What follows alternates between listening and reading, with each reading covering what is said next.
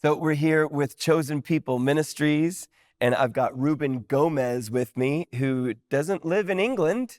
You live in Spain, is that right? I do. He lives in Spain. It says here that you earned your MA in theology with distinction from the University of Chester and a diploma in theology from Elam Bible College. He serves as an approved tutor for the University of Chester at King's Evangelical Divinity School, where he directs the Jewish Christian Studies program.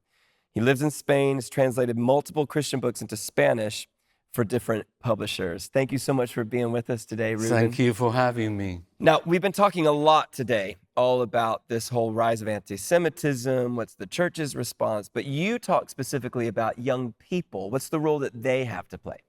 Well, young people ages 18 to 29 are usually called the emerging adults. It's a key age when they go to college, when they have to make most decisions in life, to marry, what will I do for work, and so on. So those people have been studied as part of the survey that we've known today, and there are some troubling trends that we find in that particular age group. Of course, there are some good news. It does seem that young people attend church more, read the Bible more. I mean, there seems to be some sort of spiritual renewal in many young Christians.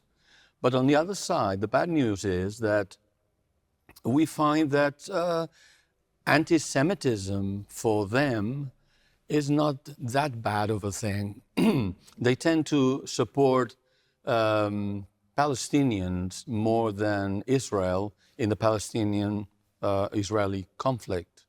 So right now we are at a point, which is worrying, I think, where almost the ratio of 2 to 1, I mean, 2 young Christians would support Palestinians and only 1 would support Israel. So that's a worrying situation, because you would expect them to know better if they read the scripture and if they hear sermons. Mind you, perhaps not very many talk about Israel nowadays, but the subject of Israel and the Jewish people has been taken out from scripture and has become a moral issue, a political issue. And in that sense, because of higher education, where they go to college, to university, and so on, because of peer pressure and because of social media, that has a great impact on that particular generation, and that makes them to align more closely with what they understand to be the underdog in the situation, in the conflict, and therefore, because of morality, because of human rights, social justice, and international law, they tend to side with Palestinians. But they forget everything else, the moral values that we derive from Scripture itself. Wow. So that's an alarming trend. Yeah, and I think if we're honest, a lot of us see that happening. It's almost like trendy to be, a little bit anti-Semitic. And you've got 3 really great calls to action, and you've also got a great understanding of this acronym, W.E.I.R.D, W-E-I.R.D. Can you tell us what those are? Yeah, well, let's start with the calls to action, if you don't mind. What can we do when we see the trend that is certainly worrying?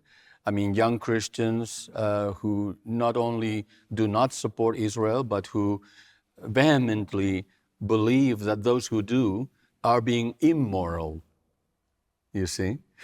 So, call to action number 1 would be fighting against the idea of replacement theology, also called supersessionism, in our churches.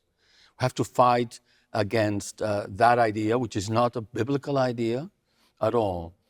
Call to action number 2 would be to get young people that age, and older, of course, to travel to Israel and know on the ground what it means to be there. Good. because the only thing they hear is a one-sided narrative that paints Israel as the oppressor and everybody else as the oppressed. But when you actually go there, you find that things are not black and white and very much different. And call to action number 3 would be to organize in our churches congregational study groups, so that specifically not only can they read the Bible, pray together, and act on certain issues, but also that they can learn about position papers that are available on Christian Zionism, on the conflict between Israel and Palestine, on various other things like supersessionism, which I've mentioned before. And I think we need to take a proactive attitude in our churches and start to dig deeper into some of these issues, which are very complex. We all understand that. And which have, as I said before, been de-biblicized, taken out of the Bible, and politicized. And that's where we find, I believe, the main problem. And as far as the weird countries, or we call it the weird morality, which is the kind of morality that shapes young people's own personal morality. I mean, I'm talking about Christians. They go to church more than ever, perhaps, but we don't see that translates into moral changes in their lives.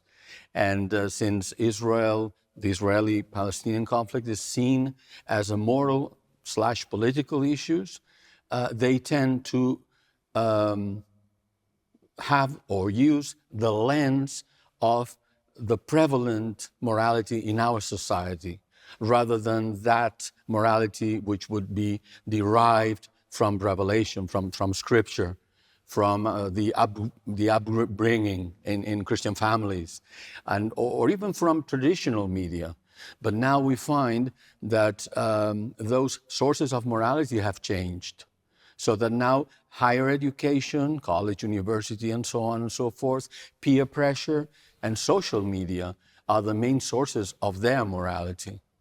And their morality is the weird morality, which is not an insult. Let me see if I get it right. Okay. It's a little bit of an insult, but in a good way. Okay. Western, educated, yes, industrialized, rich, democratic nations. That's right. Communities. And we tend to think, as Westerners ourselves, that everybody has the same kind of morality. But that's not the case.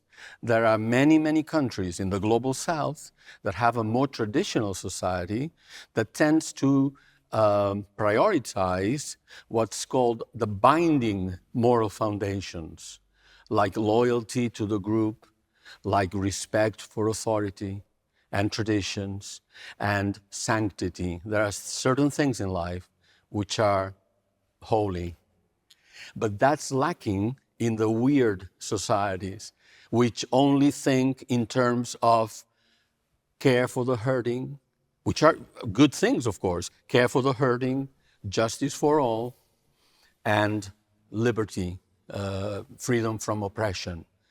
Now, if you only take that as your lens, as your moral lens, you're bound to side with what you perceive to be the underdogs, the Palestinians, and say, well, Israel is bad, Israel is the oppressor, and they are the victims.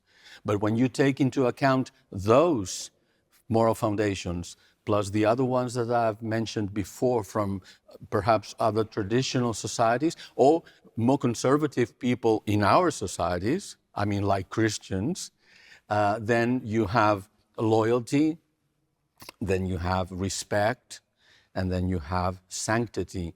And when you take all those 6 into account, your perspective changes. And you see that Israel is facing an existential threat. So they are also the victims. I mean, they are not, the bad guys.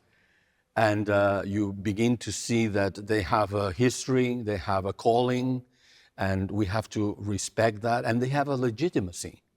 which our society would not recognize. And that's really what makes the difference. It's brilliant. Rubén, thank you so much. We really appreciate your time. Thank you.